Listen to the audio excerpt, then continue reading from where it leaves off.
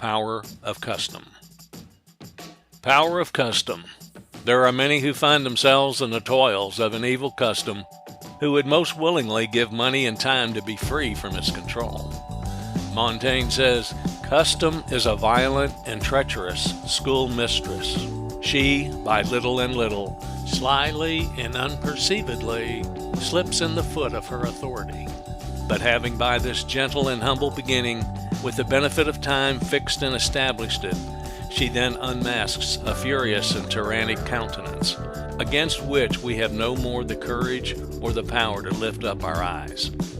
Custom is the law of one class of people and fashion of another, but the two parties often clash, for precedence is the legislator of the first, and novelty of the second. Custom therefore looks to things that are past, and fashion to things that are present, but both are somewhat purblind as to things that are to come. Of the two, fashion imposes the heaviest burdens, for she cheats her votaries of their time, their fortune, and their comforts, and she repays them only with the celebrity of being ridiculed and despised, a very paradoxical mode of payment, yet almost always thankfully received. It is surprising to what an extent our likes and dislikes are creatures of custom. Our modes of belief, thoughts, and opinions are molded and shaped by what has been the prevailing mode of thinking heretofore. Though we are indeed not so given to the worship of past institutions as some people, yet we all acknowledge the prevailing power of custom, of personal habits, and of fashions. We dare not stand alone in any matter of concern, but wish to be in the company of those similarly minded. The law of opinion goes forth. We do not ask who promulgates it, but fall into the ranks of its followers and worshipers. We are whirled in the giddy ranks and blinded by the dazzling lights.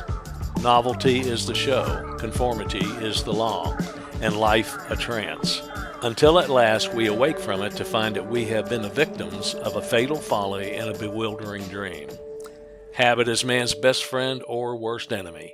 It can exalt him to the highest pinnacle of virtue, honor, or happiness, or sink him to the lowest depths of vice, shame, and misery.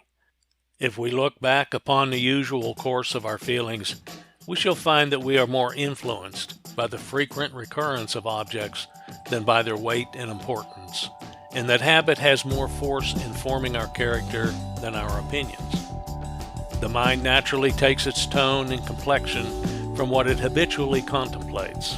Whatever may be the cause, says Lord Kames, it is an established fact that we are much influenced by custom.